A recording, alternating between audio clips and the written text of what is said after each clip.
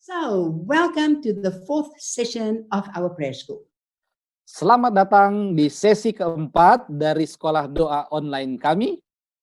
And while we are still waiting for other people to join, Dan sambil kita masih menunggu saudara-saudara kita yang lain yang akan bergabung, we are greeting you from our Love Papua Center in Manokwari and the office in Germany.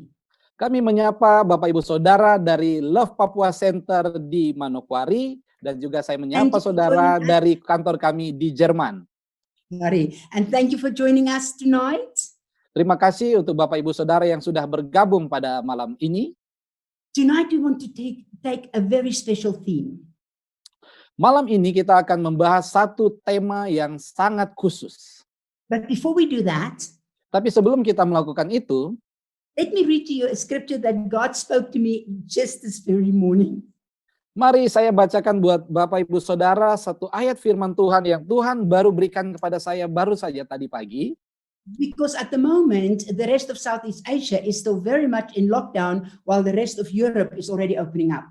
Karena saat-saat ini sebagian dari negara-negara di Asia Tenggara masih sedang dalam pembatasan, sementara kami di Eropa sudah mulai dibuka pembatasan atau lockdown. But very soon, it would start opening up just like it has been here.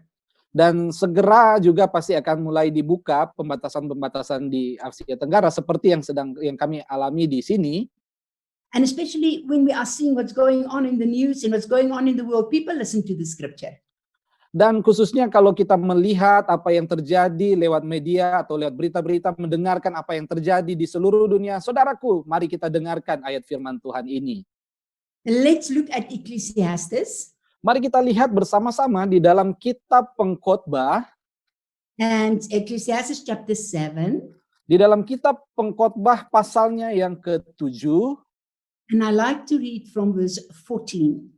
Dan saya mau membaca dari ayat yang ke-14. When times are good, be happy. Pada hari mujur, bergembiralah. But when times are bad, consider. Tetapi pada hari malang atau dalam bahasa Inggrisnya hari buruk, ingatlah. God has made the one as well as the other. Bahwa hari malang ini pun dijadikan Allah seperti juga hari mujur. I would like to say to all our lovely viewers, saya mau menyampaikan kepada Bapak Ibu yang menyaksikan ini, para pemirsa, and I would like to remind you that every Thursday night at the same time, we are here to minister to you. Dan saya mau mengingatkan kita semua bahwa setiap hari Kamis malam, jam seperti yang kita saksikan ini, kami akan ada di saluran ini, di channel ini, atau di akun ini untuk menyampaikan firman Tuhan kepada saudara. Yes, you can also let your friends know about this. Bapak Ibu Saudara juga bisa memberitahukan, menginformasikan kepada sahabat, kerabat mengenai kegiatan atau mengenai program ini. We have got a choice at the moment. Jadi untuk beberapa waktu ini kita punya pilihan. Either we can walk with a thankful heart, or we can be grumbling and be very negative about what's going on in the world. Ya, kita punya pilihan dalam menghadapi hal-hal yang sedang atau situasi yang sedang kita hadapi ini. Apakah kita mau bersyukur, datang kepada Tuhan dengan bersyukur untuk apa yang sedang kita hadapi, atau kita mau bergumul dengan semua situasi yang sedang kita hadapi. If I could say my own words into this scripture, kalau saya bisa menyampaikan kata-kata saya sendiri yang sehubungan dengan ayat firman Tuhan ini, I would say, saya mau katakan, when times are good, have a thankful heart. pada waktu-waktu atau situasi yang baik, atau yang dalam firman tadi dikatakan pada waktu mujur, milikilah hati yang bersyukur. Because we take things so easily for granted. Karena kadang-kadang kita begitu mudah menghadapi situasi-situasi tertentu dan kita menganggap remeh keadaan yang kita hadapi. And the Bible says here, but when times are bad, the English says, consider. Tetapi pada waktu kita menghadapi hari-hari malang atau hari-hari buruk atau waktu-waktu yang buruk, ingatlah.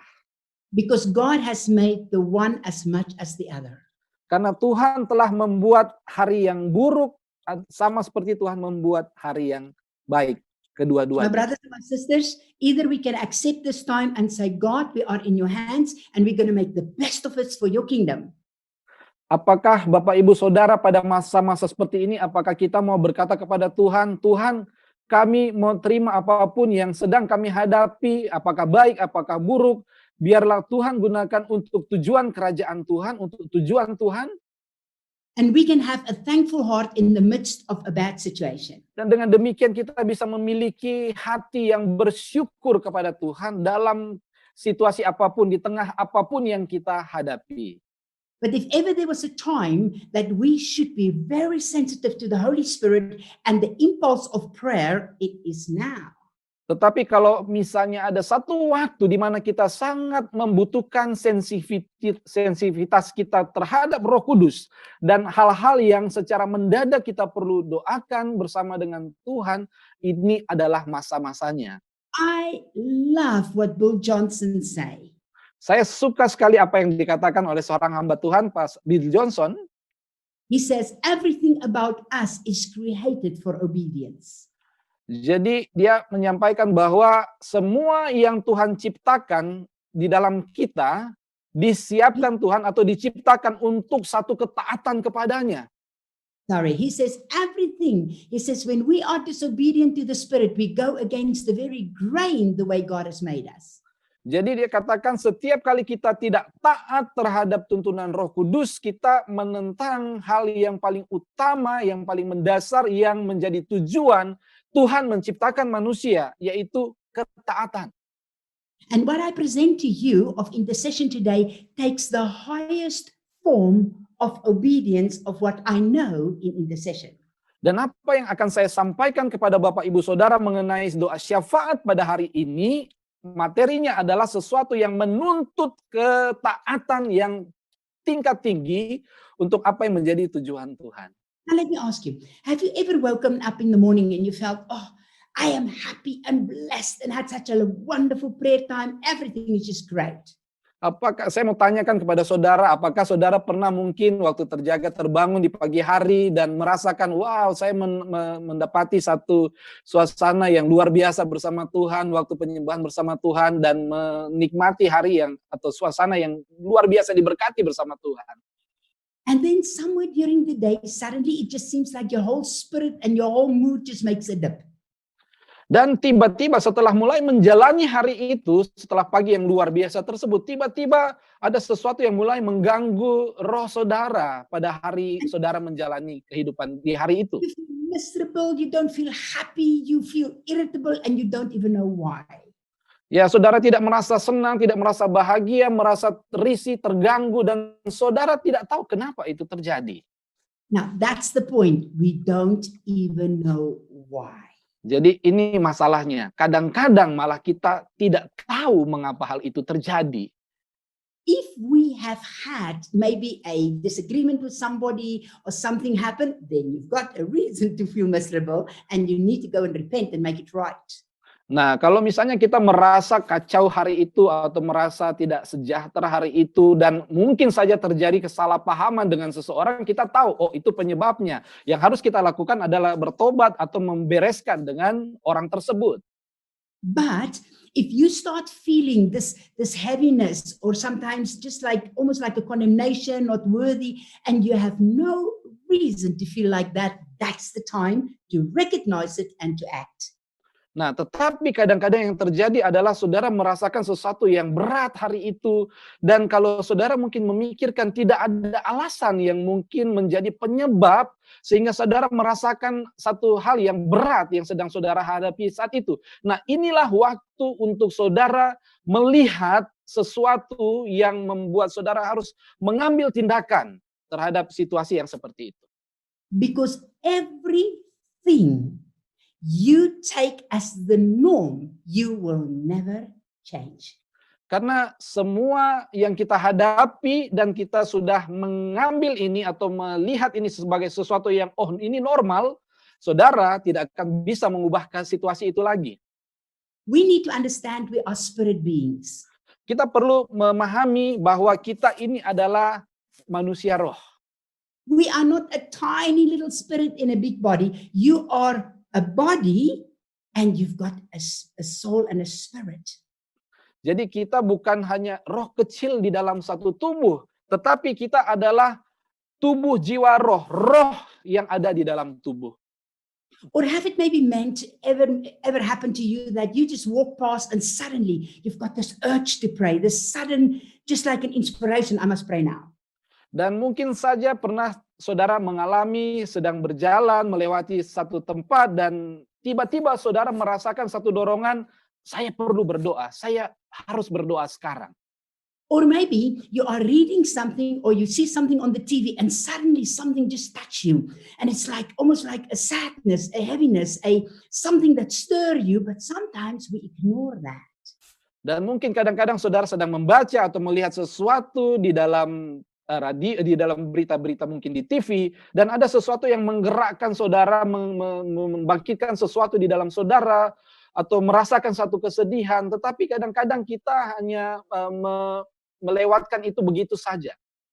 So we need to understand that we are spirit beings. It works like the satellite dish of a TV.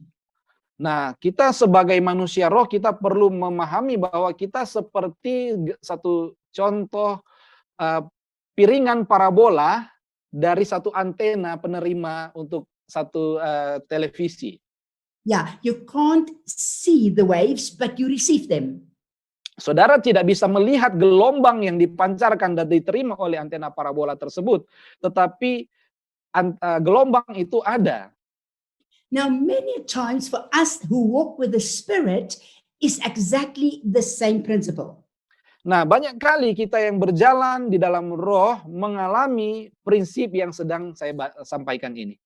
Now, please don't take that overboard. It has to remain in balance. Jadi tolong jangan mengambil ini secara berlebihan. Kita jaga keseimbangan untuk pemahaman ini. But many times we are like, how can I put it, Lord? Like a satellite dish, and we start receiving impulses from the Holy Spirit that lives in us. Kadang-kadang kita ini seperti gambaran piringan parabola tadi, yang mulai menerima gelombang-gelombang atau satu pesan-pesan dari Roh Kudus yang disampaikan kepada kita, karena Roh Kudus itu hidup di dalam kita.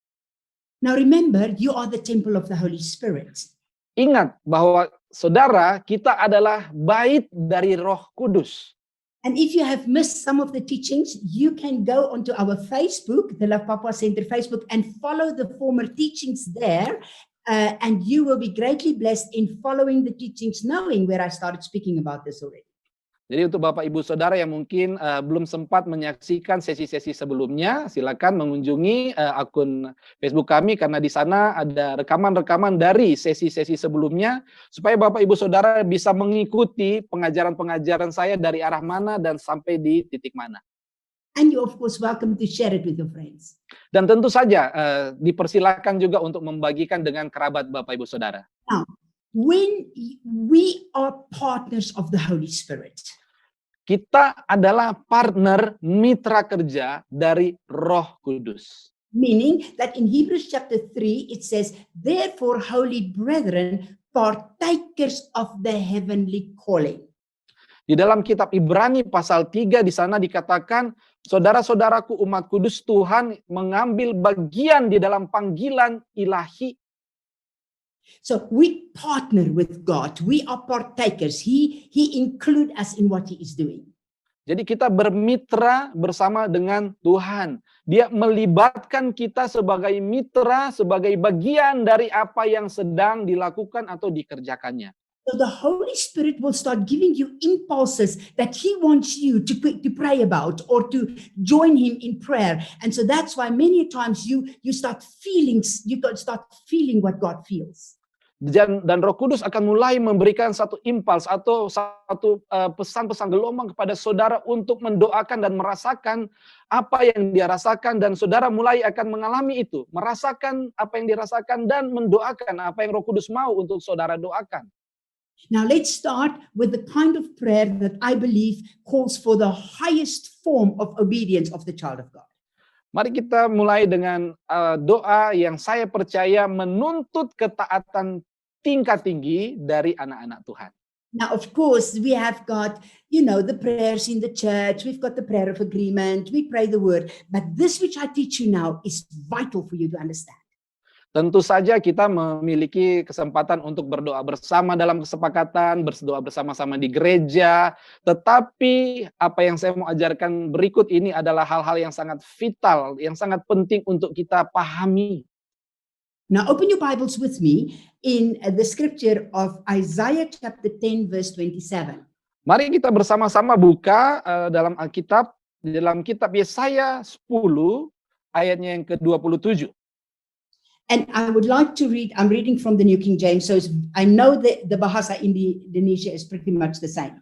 Ya, saya akan bacakan dari terjemahan New King James, dan saya tahu Alkitab yang digunakan di Indonesia dan bahasa banyak kali menggunakan terjemahan New King James. It shall come to pass in that day that his burden will be taken away from your shoulder and his yoke from your neck, and the yoke will be destroyed because of the anointing. Dikatakan di sini di dalam Yesaya 10 ayat 27, kalau terjemahan dari bahasa Inggris berkata begini, akan tiba harinya pada waktu yang spesifik itu, bebannya akan diambil dari bahumu, dan kuknya diangkat dari lehermu, dan kuk itu akan dihancurkan oleh karena urapan. Now, it shall come to pass in that day. Which day? Jadi dalam bahasa Inggris dikatakan it shall come to pass in that day. Pada hari itu atau pada waktu itu akan terjadi. What does Hari it say mana? In in bahasa it say in that time your burden which being burden on your shoulder will be taken away. Good. In that time, the Bahasa Indonesia says, but the English says in that day. Doesn't matter when. There is a specific time the Word of God is talking about. Jadi dalam bahasa Inggris dikatakan pada hari itu, kalau dalam bahasa Inggris Indonesia terjemahannya dikatakan pada waktu itu. Tetapi ada satu waktu yang spesifik di sini. Yeah.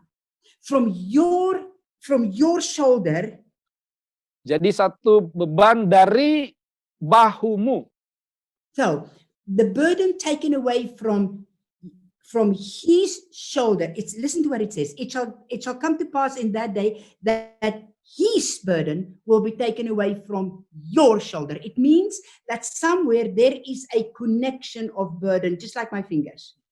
Jadi dikatakan di sini akan tiba waktunya pada hari itu bahwa his burden atau bebannya akan diangkat dari bahumu. Dan di sini kita melihat ada satu keterhubungan antara dua bahu yang memikul satu beban. Seperti contoh gambaran jari-jari saya ini. Ada keterhubungan beban di situ. So it means that your shoulders start feeling what that person is feeling. His burden taken away from your shoulder. Almost like the yoke that oxen carry on their neck when they are pulling a plow. Dikatakan di sini akan tiba waktunya pada hari itu bebannya akan diangkat daripada bahumu. Artinya saudara mulai merasakan beban yang dirasakan oleh orang lain. Dan gambarannya seperti ada dua lembu yang sedang memikul satu kuk yang sama dan ini diangkat dari keduanya. And his yoke from your neck, and the yoke, that heaviness, that burden, that oppression will be destroyed, will be cut because of the anointing. Dan kuknya diangkat dari tengkukmu, dari lehermu. Dan kuk itu akan dihancurkan oleh urapan. Very important scripture. It means that here you see like the dish. We start picking up maybe the burden of somebody else or what is upon somebody else, and our prayer breaks that. Jadi ini prinsip yang sangat penting dalam ayat firman Tuhan ini.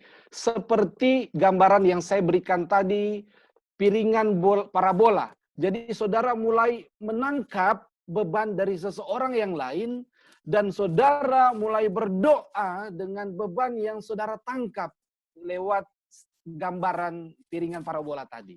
Now, I want to bring in here a warning. Saya juga mau menyampaikan di sini satu peringatan.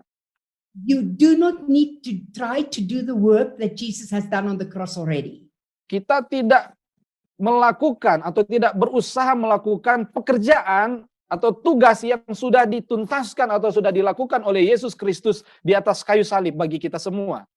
Yes, you pray, but you don't now need to be sick because somebody else is sick. You don't need to have pain because somebody else has pain. Be careful that you don't try to do the work of the cross.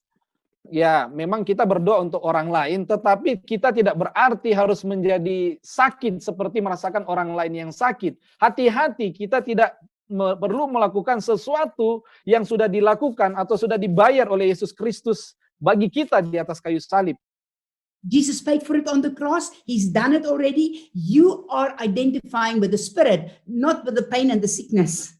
Yesus sudah melakukan secara tuntas di atas kayu salib. Dia sudah bayar dengan lunas di atas kayu salib. Kita tidak perlu mengidentifikasi diri kita dengan satu penyakit yang sedang dialami orang yang kita gumuli, atau kita tidak perlu mengidentifikasi, menyamakan apa yang dialami orang lain supaya kita alami untuk merasakan itu.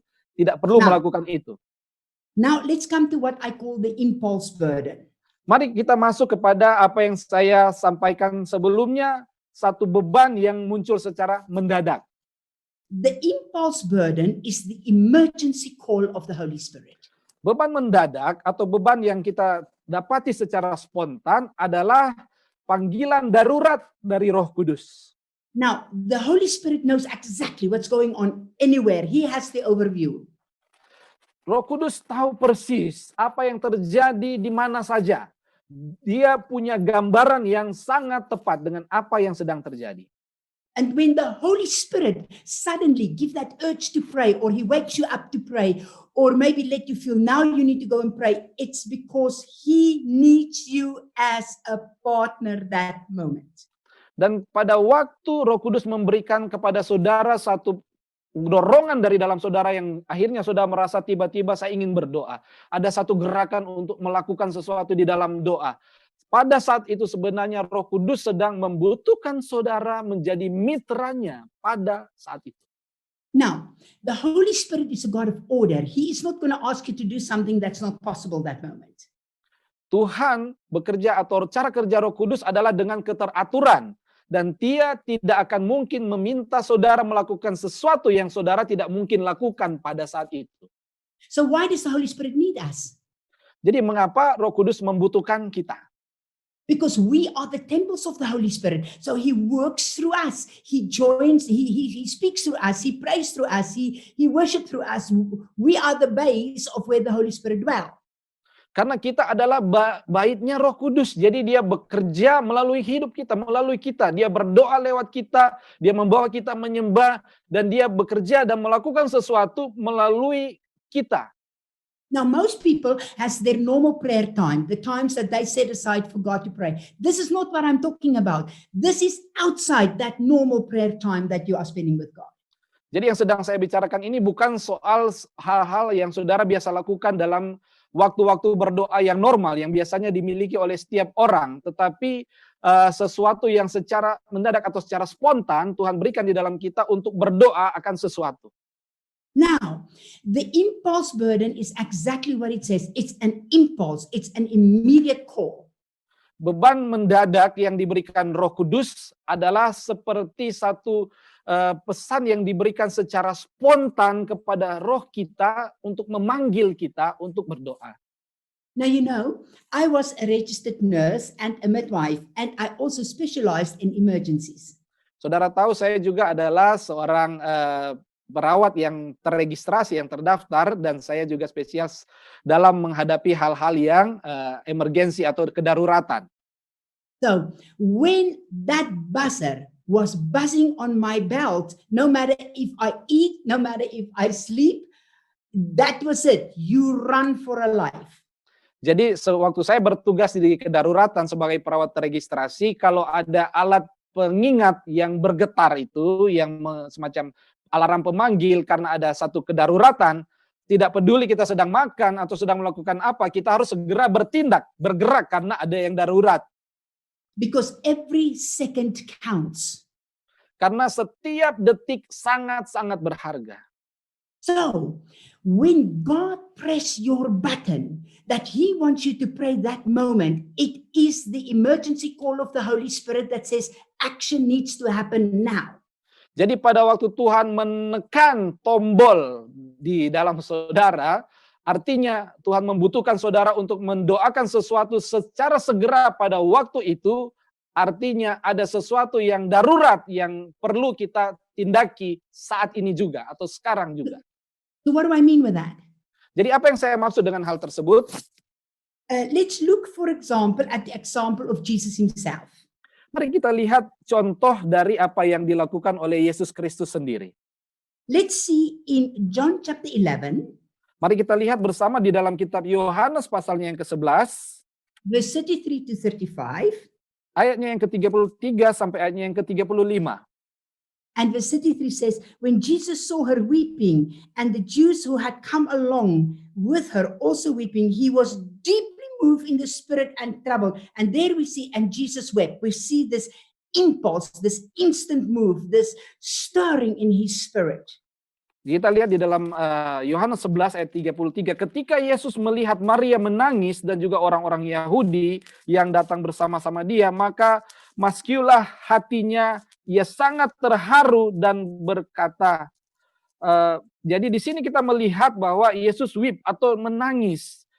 Ada sesuatu yang terjadi secara spontan di dalam dia untuk apa yang dia hadapi saat itu juga. Now remember, Jesus was only a mirror.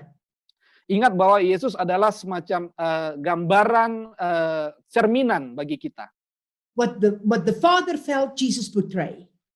Jadi apa yang dirasakan oleh Bapa, Yesus adalah cerminan dari apa yang digambarkan atau yang ditampilkan Yesus adalah cerminan dari apa yang dialami atau dirasakan oleh Bapa.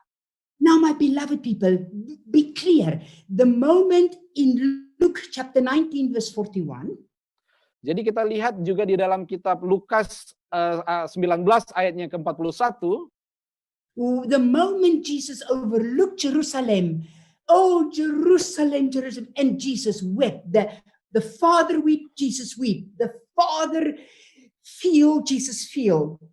jadi pada waktu Yesus melihat Yerusalem dan Yesus meratap, oh Yerusalem, dan meratapi Yerusalem.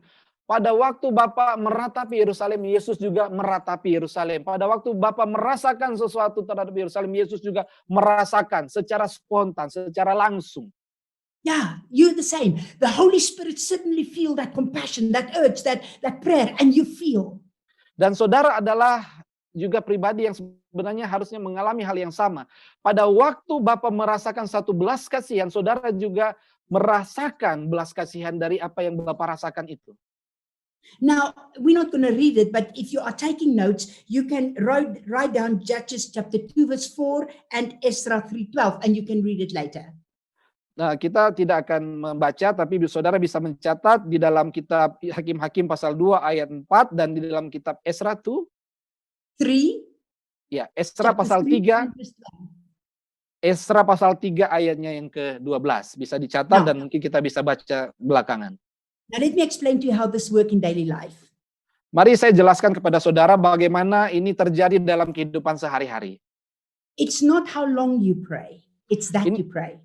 Jadi sebenarnya bukan berapa lama saudara berdoa, tetapi bagaimana saudara berdoa. Yeah, so I want you to understand the impulse burden would come and leave. It would come suddenly and sometimes leave just as suddenly. Saya mau sampaikan kepada saudara apa yang saya maksud dengan impulse burden atau beban yang datang secara mendadak itu akan datang tetapi juga akan pergi secara spontan dan juga secara mendadak. So it's you working with the Holy Spirit, that sudden call for prayer. It might be seconds, it might be minutes, it might be an hour. Jadi kalau saudara bergerak, bekerja bersama Roh Kudus, ada satu pesan atau satu impresi yang diberikan oleh Roh Kudus bisa saja dalam waktu beberapa jam atau beberapa menit, tetapi dalam waktu yang spontan. When it's finished, it's finished. Don't try to continue and continue. That is flesh. Just walk with the Spirit. It comes suddenly, you pray, and when it leaves, there's peace, let it go. Dan pada waktu Roh Kudus menaruhkan itu dan saudara berdoa dan setelah itu selesai, karena Roh Kudus memberikan secara spontan dan kita meresponi dan berdoa, setelah itu selesai, sudah selesai, biarkan selesai. Karena kadang kalau kita memaksakan diri untuk meneruskan, yang terjadi adalah hal-hal yang daging. And don't even worry for who you are praying. If the Holy Spirit wants you to know for who you are praying, He will tell you. But if He doesn't tell you, don't worry about it. Pray in the Spirit, pray, worship, doesn't matter. He calls on you that moment, He handles it through you. Dan saudara tidak perlu terlalu khawatir kepada siapa atau dengan siapa yang saudara doakan, karena pada waktu Dia memanggil saudara untuk berdoa dan saudara berdoa, Dia yang memanggil, Dia yang akan menggerakkan di dalam saudara untuk berdoa dan saudara taat saja. I give you an example. Saya memberikan saudara satu contoh. Two actually, several I live this all the time, but let me give you this example. I was working for a TV series in a hotel. Saya bisa memberikan satu contoh, sebenarnya ada dua atau lebih contoh atau kesaksian, karena saya menghidupi ini sepanjang waktu atau dalam kehidupan saya. Satu waktu saya sedang mengerjakan satu serial TV di salah satu hotel. And there were many sirens, police, and ambulances passing by. It was just the street, so it didn't disturb me at all. Dan ada banyak sekali sirine dari ambulan, mobil polisi yang berlalu lalang, karena hotel itu ada persis di pinggir jalan raya, tetapi itu sama sekali tidak mengganggu saya. And but suddenly there came an ambulance siren, and the moment I heard that, it was like something hit me in my spirit, in my heart.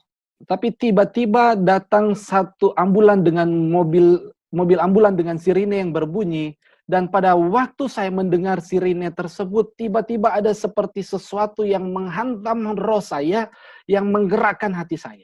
And I knew that the person in that ambulance was a man of God or a woman of God, and Satan was trying to take their life. So instantly prayer was needed. Dan saya tahu bahwa orang yang ada dalam ambulans yang sedang lewat adalah seorang hamba Tuhan, dan iblis setan berusaha untuk mengambil kehidupannya. Jadi ada satu kebutuhan doa yang mendadak, yang secara spontan, yang bangkit dari dalam diri saya.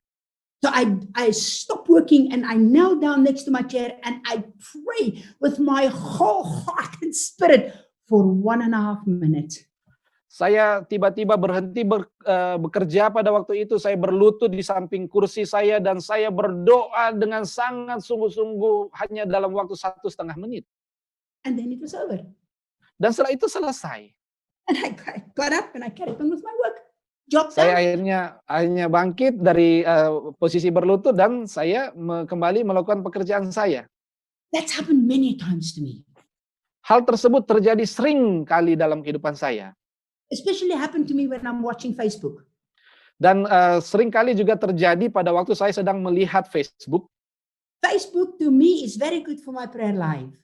Bagi saya Facebook itu bagus juga untuk kehidupan doa saya. Because many times when I see their things and suddenly my spirit is drawn to it, and I would stop right there and I would pray for that case I just read about. Not all, those that the Holy Spirit touched me about. Ya, jadi pada waktu saya melihat satu kasus atau sesuatu di Facebook dan roh saya tergerak untuk melakukan sesuatu untuk meresponi itu, saya mendoakan hal itu secara khusus. Tidak semuanya yang saya lihat, tetapi ada kasus-kasus khusus yang saya lihat dan saya meresponi itu dengan berdoa. You know, here we are live in Germany. Nah, saudara tahu di sini kami hidup di Jerman. The emergency hospital is not too far from the apartment where I live. Jadi rumah sakit dengan hal-hal penanganan kedaruratan tidak jauh dari apartemen tempat saya tinggal. And so many times the helicopter that take people, you know, from emergencies or accidents, take them to the emergency hospital, sometimes fly over my apartment. Jadi seringkali helikopter yang menangani pasien-pasien darurat menuju ke rumah sakit darurat tersebut melewati atau terbang di atas apartemen saya. One day I was sitting on my veranda and the helicopter went over again. Satu waktu, satu hari saya sedang duduk di teras apartemen saya dan helikopter itu melewati atas apartemen saya lagi. The next moment, it was like my whole spirit was like starting to weep, to cry out for the person in that helicopter. And I start speaking in the name of Jesus, you will live and you will not die. Dan saat itu juga tiba-tiba seperti ada satu dorongan di dalam roh saya mulai meraung dan meratap dan berseru kepada orang yang ada di dalam helikopter itu. Saya mulai berdoa dan memperkatakan di dalam nama Yesus, engkau akan hidup dan engkau tidak akan mati. And I found my spirit rise in spiritual warfare. And I was fighting for that life. And I prayed, the helicopter flying long gone. And I'm still in the name of Jesus. I pray you will live, you will not die. And I praying up a storm for somebody I don't know. Dan saya mendapati roh saya seperti bangkit untuk satu peperangan rohani. Saya mendapati diri saya, roh saya berjuang untuk orang yang ada di dalam helikopter itu. Saya terus berdoa walaupun helikopter itu sudah lama berlalu, sudah lama melintas. Tapi saya terus berdoa di dalam nama Yesus, engkau akan hidup dan engkau tidak akan mati. Saya terus berdoa untuk orang yang saya tidak kenal. So what happened, Ibu Suset? Jadi apa yang sebenarnya terjadi di sini, Bu Suset? Saya tidak tahu. Saya tidak tahu. I will meet this person in heaven, I'm sure. Tentu saja saya akan bertemu dengan orang itu nanti di sorga. I am a partner of the Holy Spirit. Tetapi saya adalah mitra dari Roh Kudus. I know that moment God used me for prayer. Saya tahu bahwa pada saat itu juga Tuhan memakai hidup saya untuk berdoa.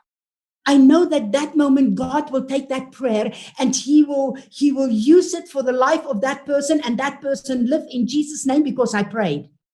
Saya percaya bahwa saat itu juga Tuhan membuat saya berdoa dan Tuhan akan mengambil doa saya itu dan membuat orang itu hidup karena doa tersebut.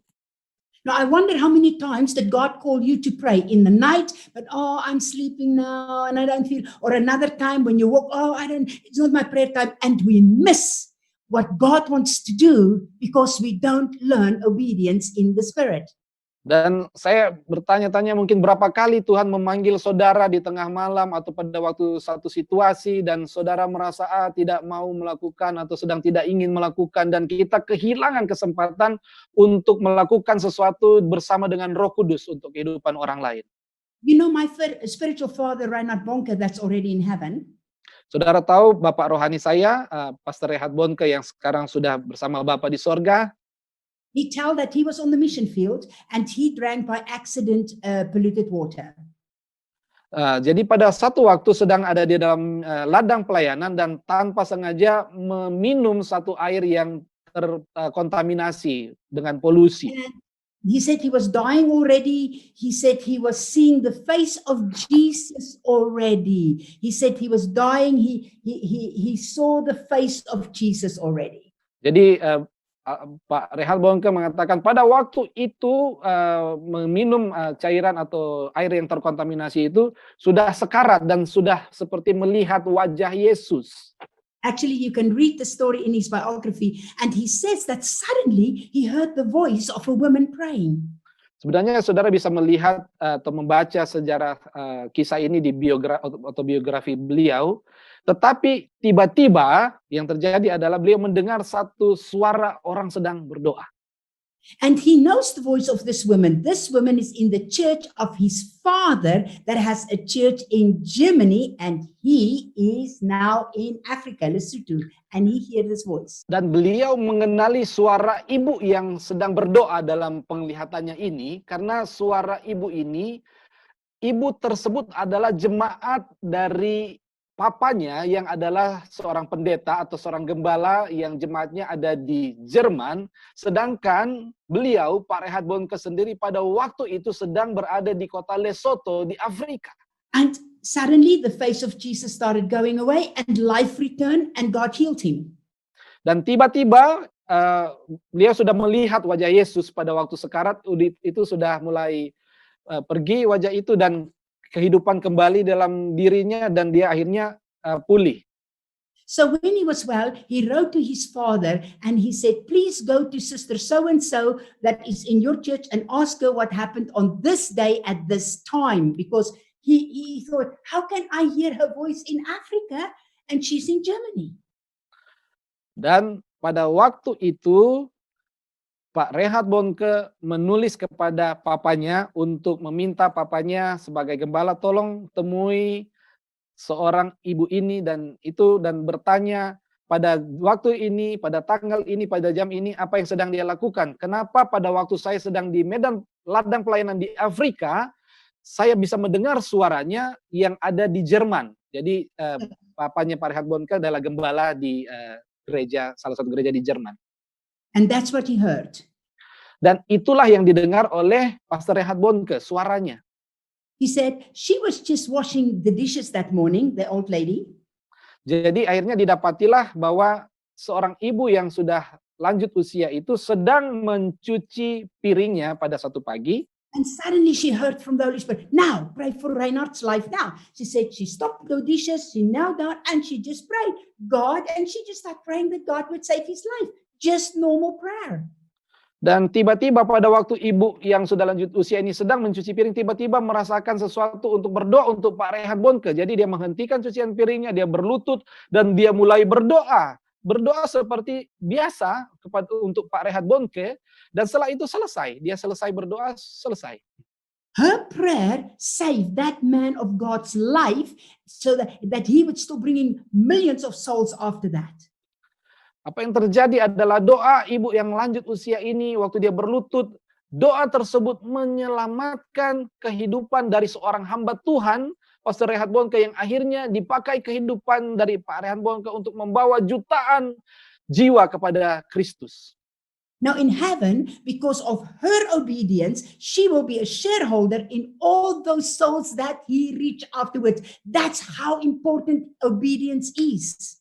Dan di sorga nanti ketaatan dari ibu ini yang mendoakan Pak Reinhard Bonke akan membuahkan satu pembagian hasil yang sama karena ketaatannya. Jadi dia akan mendapatkan upah yang sama di sorga karena ketaatan yang dia lakukan.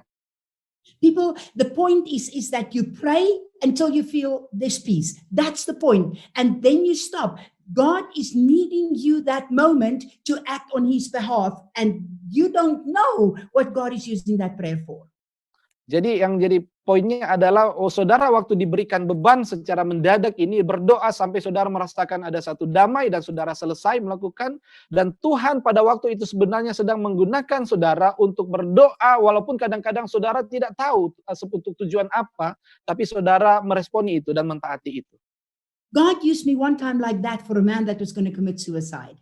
Sekali waktu Tuhan menggunakan hidup saya untuk berdoa bagi seseorang yang sedang mencoba untuk melakukan bunuh diri. His wife came to me in a meeting and she said, will you please pray for my husband now? And I thought, no, I can't do now. Normally I would give that to one of my team to pray for her. Jadi ibu itu datang kepada saya dalam satu acara ibadah dan berkata, apakah bisa berdoa untuk suami saya sekarang? Saya bilang, saya tidak bisa melakukannya sekarang. Biasanya saya akan mengarahkan kepada tim yang lain untuk mendoakan. But that moment, the Holy Spirit spoke to me and says, her husband is going to commit suicide now. Tetapi tiba-tiba ada sesuatu yang Roh Kudus taruhkan di dalam saya bahwa suami dari ibu itu akan melakukan percobaan bunuh diri saat itu. Now, I can't tell her that. Of course not. And am I even hearing right? That's the question.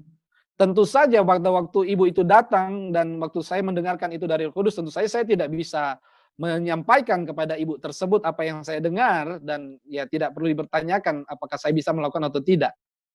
So I took her hands and I knelt down and we prayed and prayed and wept and prayed and prayed. 10 minutes, 15 minutes, and the meeting has to go on.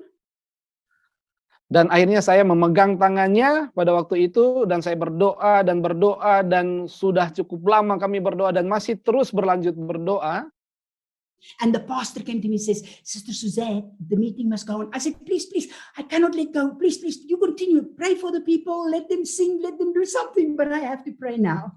Dan Pak Pendeta, tuan rumah yang tempat saya melayani pada waktu itu datang, Ibu Suset, sudah waktunya, dan saya bilang, silakan diteruskan dulu berdoa dengan orang-orang, tapi saya masih perlu berdoa sekarang. And suddenly it was gone. Dan tiba-tiba selesai. So, it was wonderful, you know. And then I said to the lady, I said, go home and come back tomorrow and tell me what happened. Dan setelah itu saya sampaikan kepada ibu itu, pulanglah ke rumah dan kembali lagi besok dan ceritakan kepada saya apa yang terjadi.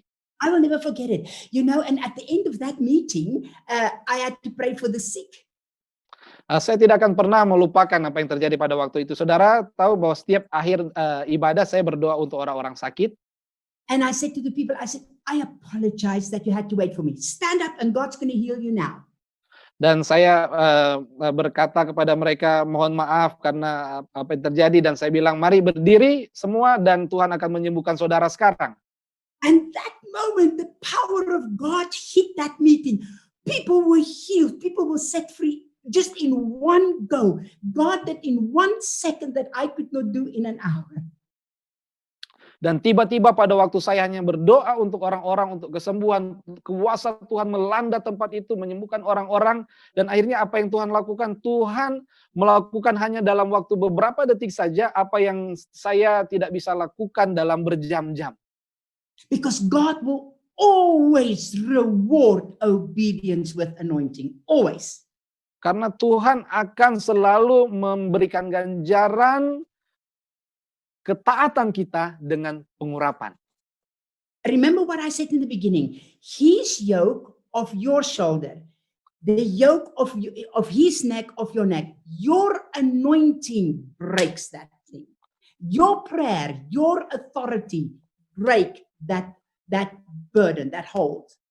Ingat apa yang saya katakan dari pembacaan yang pertama di dalam kitab Yesaya pasal 10 ayat 27 tadi, ada beban hook orang lain di atas kita, di atas bahu kita. Dan urapan yang Tuhan berikan di dalam saudara yang menghancurkan hook tersebut dan melepaskan beban itu dari orang tersebut.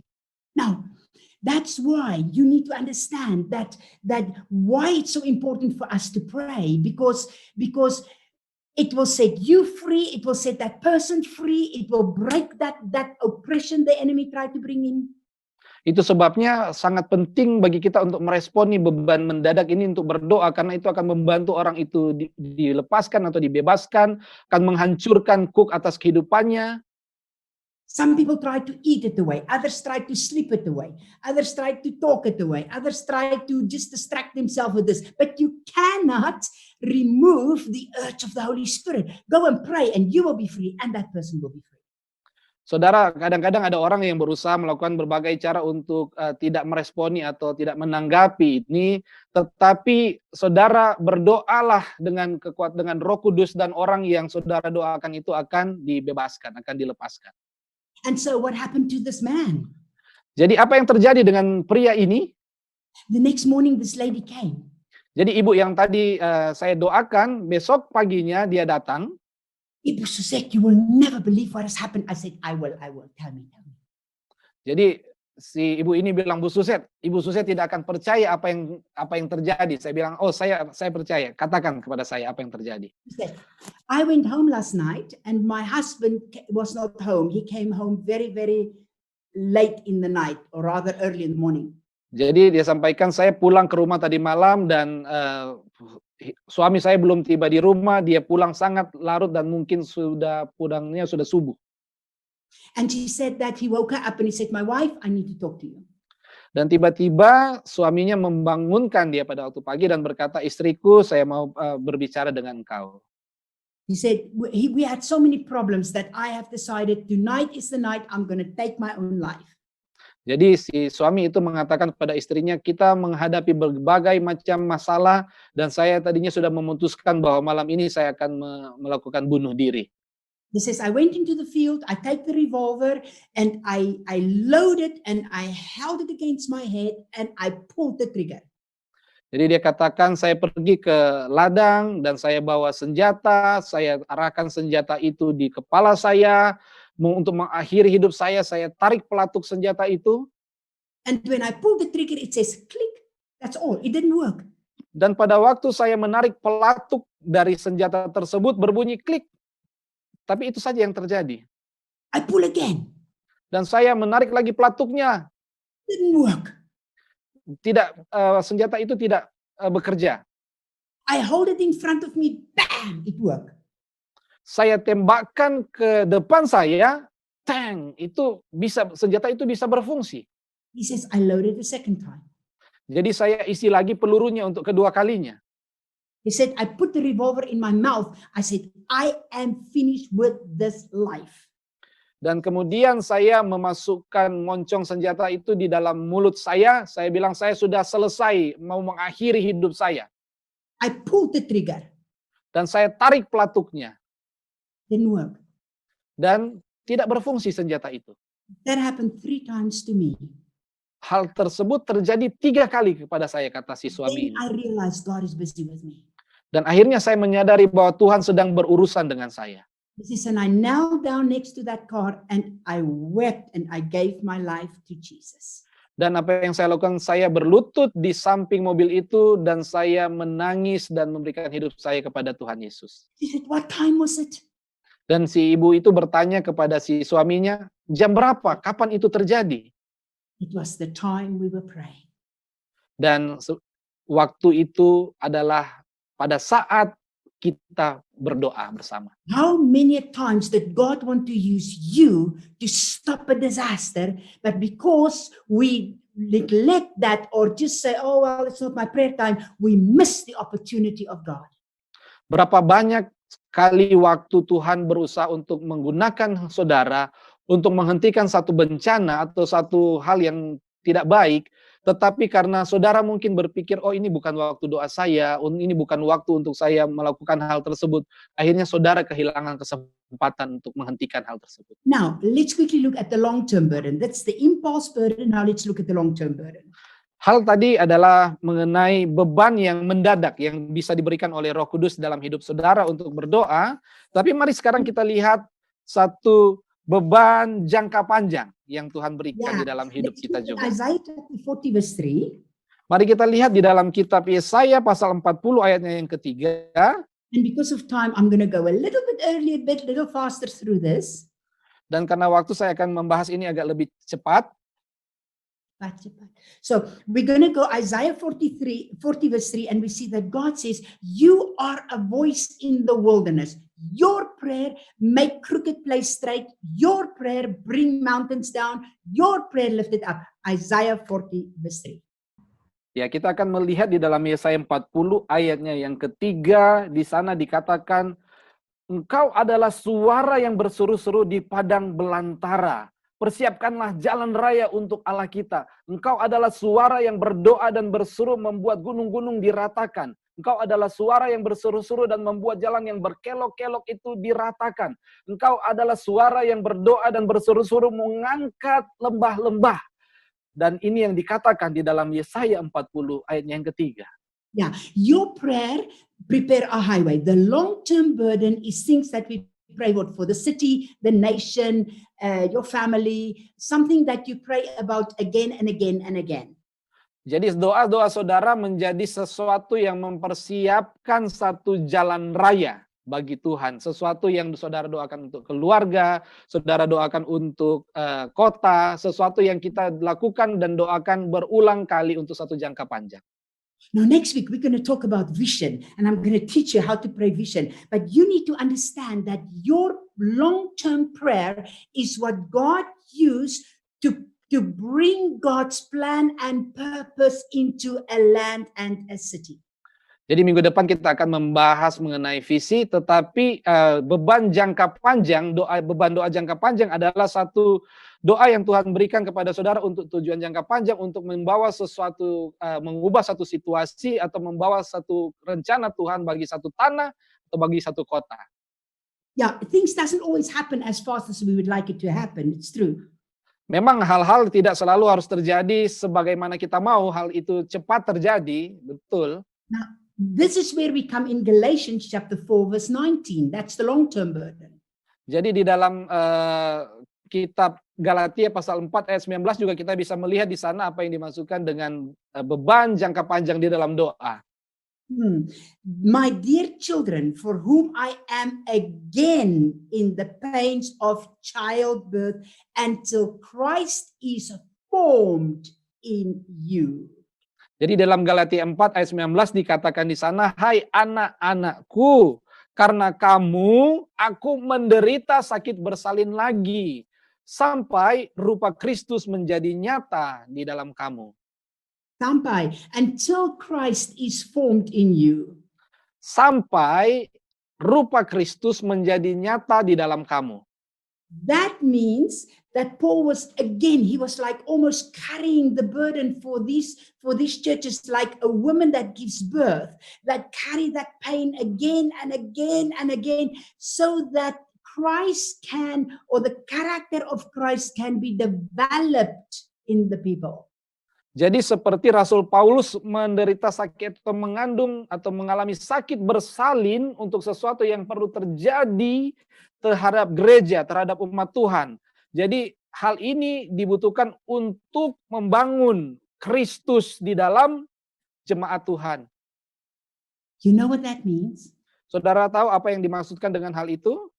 It means slowly the flesh has to die so that the character of Christ can develop more in us. Artinya secara perlahan-lahan daging itu harus dimatikan supaya karakter Kristus bisa bertumbuh di dalam kita. Oh, our own opinions and our own ideas and what we want. It means that has to die so that the fruit of the Spirit, joy, peace, righteousness, patience, long suffering, all these things can start developing, formed in us. Jadi opini-opini kita, ide-ide sendiri yang kita miliki itu harus kita mulai tanggalkan, dan sehingga kita mengenakan kesabaran dan mengenakan hal-hal yang dari Roh Kudus supaya karakter Kristus itu terus bertumbuh dan kita menjadi serupa dengan Kristus. That's why I like this scripture so much that I started with. Itu sebabnya saya sangat menyukai ayat firman Tuhan yang saya bacakan pada waktu kita memulai tadi. I'm almost finished because the Bible is clear here.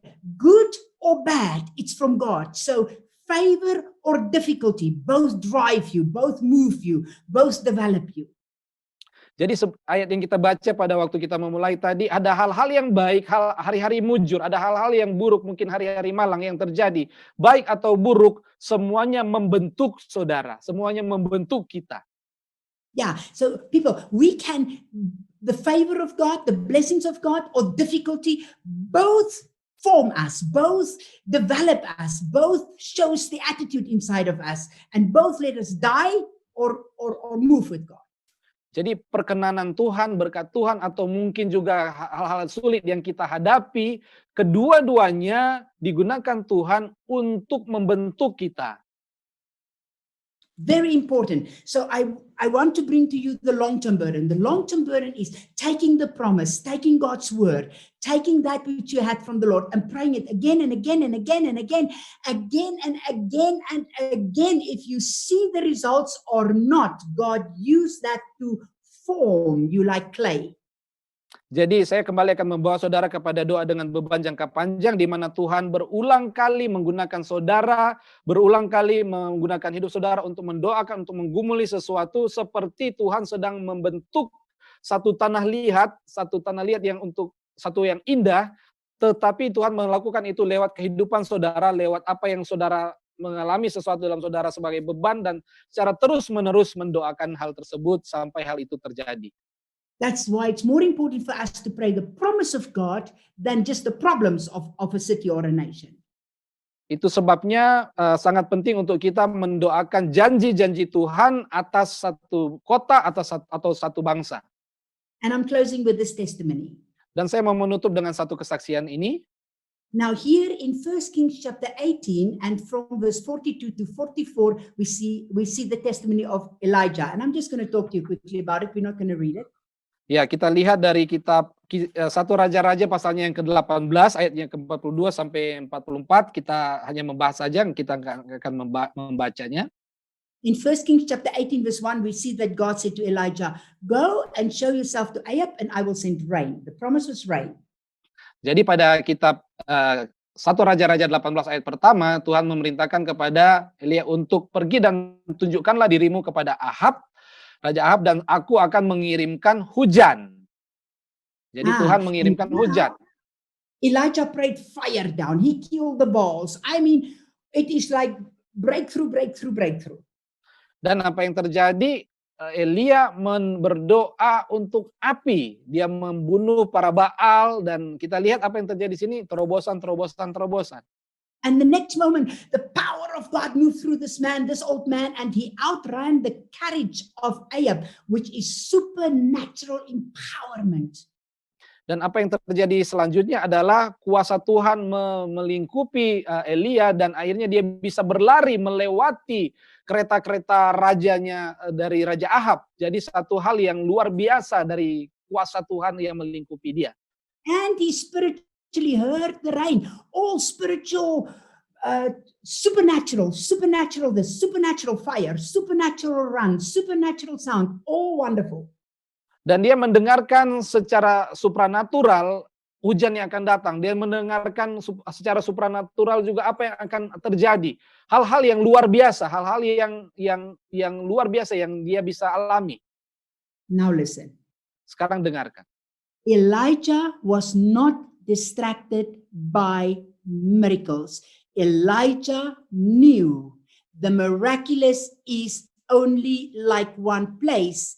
He knew the promise of God was for the land.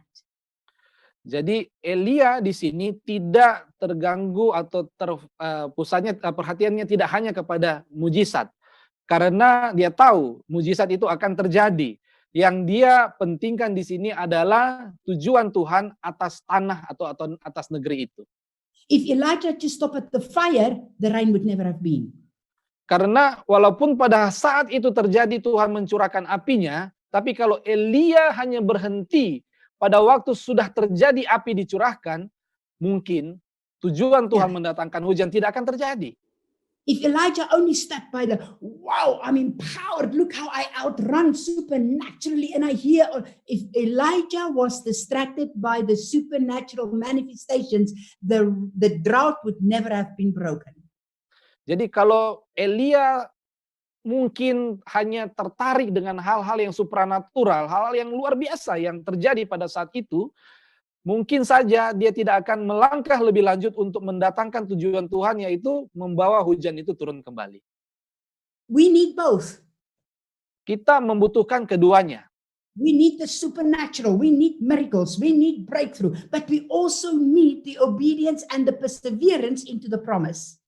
Kita memerlukan hal-hal yang supranatural, kita membutuhkan mujizat, kita membutuhkan terobosan, tetapi kita juga perlu menghidupi ketaatan kita untuk apa yang menjadi tujuan Tuhan, apa yang dijanjikan Tuhan.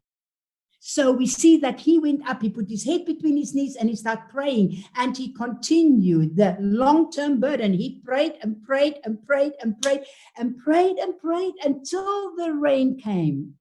Jadi apa yang dilakukan oleh Elia, dia akhirnya berlutut dan berdoa dan berdoa dan berdoa dan terus berdoa sampai tujuan Tuhan yang dijanjikan Tuhan, hujan itu turun. So don't get discouraged if you haven't seen the answer yet. Jadi jangan putus asa kalau saudara mungkin belum melihat jawabannya.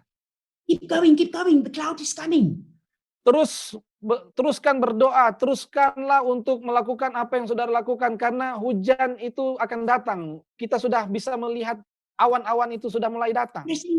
Press in. Tetap menerobos. I'm closing with this. Reinhard Bonnke had the largest tent in the world at that time. Saya akan tutup dengan hal ini. Pak Reinhard Bonnke pada waktu itu memiliki tenda untuk pelayanan dan ukurannya adalah yang terbesar di dunia pada saat itu. And God gave us a promise. God gave it to Pastor Bonnke and God gave the same scripture to about 15 of us.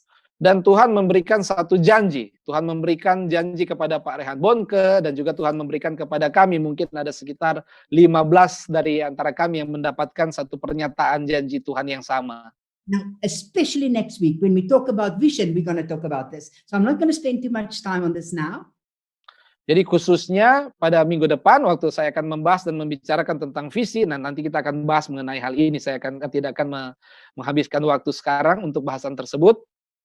But then came the day and we were expecting this specific manifestation that God has promised for the opening of the tent. Jadi pada satu waktu, tibalah di satu hari kami mengharapkan satu manifestasi dari apa yang Tuhan janjikan, pernyataan yang Tuhan berikan dalam satu janji kepada kami. First meeting, second meeting, third, last meeting, it was not there. Jadi waktu kami mengadakan pelayanan ibadah di tenda itu pada ibadah pertama, ibadah kedua, ibadah ketiga, dan sampai ibadah yang terakhir, apa yang kami terima dalam pernyataan sebagai janji Tuhan itu tidak terjadi. The mistake can't be with God, but do you want to tell us all 15 of us all had it wrong? Tentu saja Tuhan tidak salah, tapi apakah justru juga saudara berpikir bahwa, wah 15 orang kami yang menerima pernyataan janji Tuhan yang sama, apakah kami juga semua salah mendengar? So when I go and pray, I said, God, if I can't trust your word, what can I trust?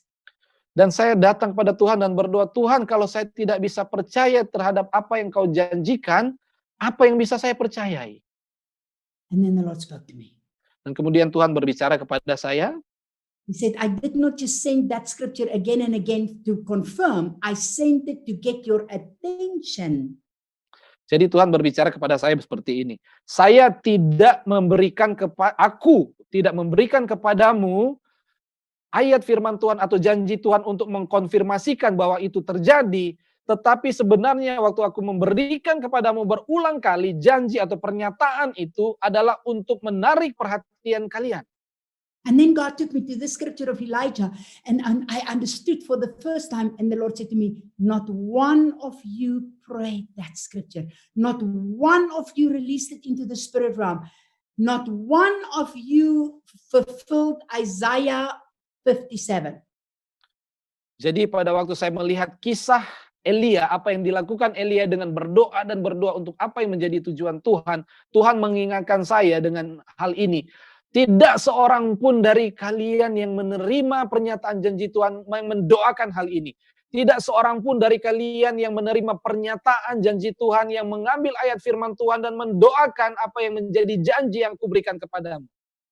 Isaiah 57 verse 19 says, God create the fruits of the lips. We did not pray it. We did not release it. But in the next sessions, we will talk more about that.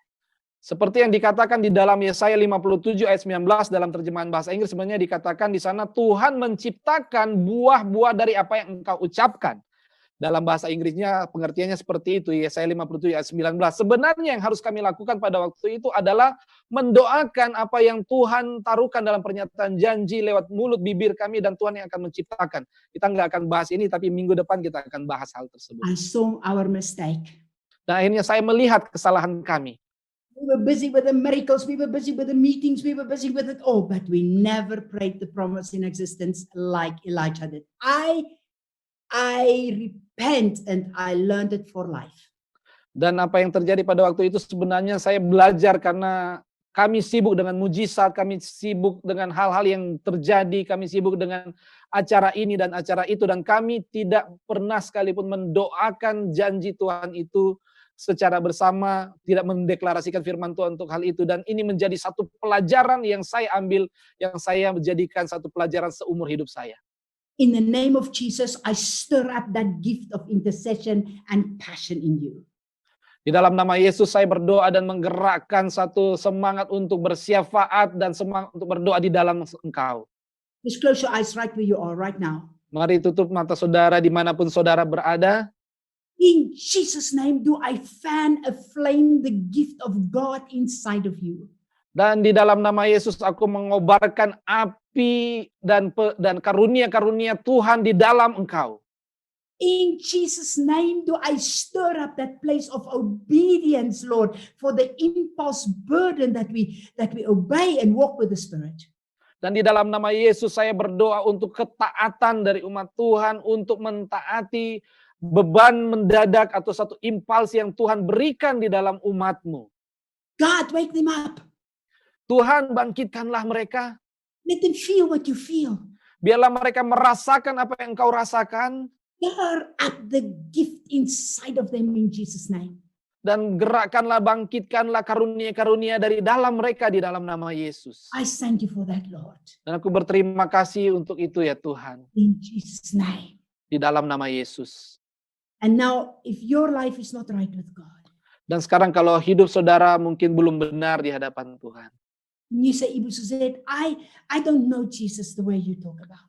Dan mungkin saudara berkata, Ibu Suzette, saya tidak kenal Yesus yang Ibu Suzette sedang bicarakan. And just pray after me now. Dan saudara bisa berdoa setelah saya, ikuti doa saya. Jesus, I know about you, Yesus Tuhan, aku tahu tentang Engkau, but I don't know you like Ibu Suzette talk about. tetapi aku tidak mengenal Engkau seperti apa yang dikatakan atau diajarkan oleh Ibu Suset. I bring you my life. Aku membawa kepadamu hidupku. Lord, fill me afresh with your passion and your fire. Tuhan, penuhkanlah aku sekali lagi secara baru dengan hasrat dan dengan api daripadamu. Forgive my sins. Ampunilah dosa-dosaku, Wash me clean with your blood. dan basuhlah aku bersih dengan darahmu. Save my soul. Selamatkanlah jiwaku. Lord, I want to know you. Write my name in your book.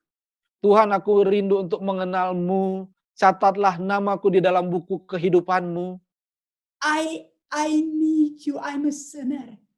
Aku membutuhkanmu ya Tuhan, aku adalah orang berdosa. But today I give you my life as it is. Tetapi pada hari ini aku memberikan hidupku kepadamu sebagaimana adanya. And I receive your repentance in my life. Dan aku menerima ini sebagai satu pertobatan di dalam hidupku. And your grace in Jesus' name. Dan anugerah dan belas kasihanmu di dalam nama Yesus. I will serve you. Aku mau melayani Engkau. Thank you for helping me, Lord.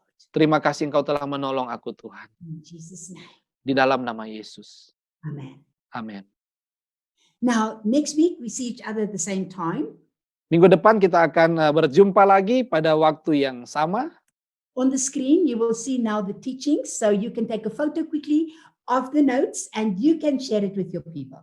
Sekarang di layar saudara bisa melihat catatan dari khotbah kami yang tadi, saudara bisa ambil foto, bisa download dan bisa bagikan dengan kerabat, dengan saudara yang lain. And also while you are quickly taking a photo of the notes, Dan pada waktu saudara sedang mengambil foto atau sedang menyimpan catatan khotbah ini, we are doing this for God. kami melakukan hal ini untuk Tuhan.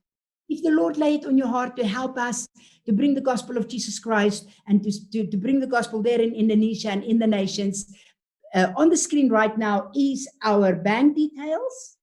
Kalau saudara ditaruhkan di dalam hati saudara, kalau Tuhan taruhkan dalam hati saudara untuk menolong, membantu pelayanan kami untuk membawa Injil Yesus Kristus Indonesia dan bangsa-bangsa, di screen Anda juga akan ditampilkan satu detail dari rekening bank kami. Thank you so much. God bless you. Terima kasih banyak dan Tuhan memberkati saudara. And if you ask it from the Lord to bless our ministry there, may God bless you and thank you so much. Together we stand for the gospel of Jesus Christ. Dan kalau Tuhan menggerakkan saudara untuk memberkati pelayanan kami di sana, terima kasih banyak. Kami berdoa dan memberkati dan Tuhan Yesus memberkati saudara. Terima kasih untuk apa yang saudara lakukan untuk kerajaan Tuhan. See you next week, Thursday. Sampai berjumpa minggu depan pada hari Kamis di waktu yang sama. I deeply love you and bless you. Saya sangat mengasihi saudara dan saya berdoa memberkati saudara.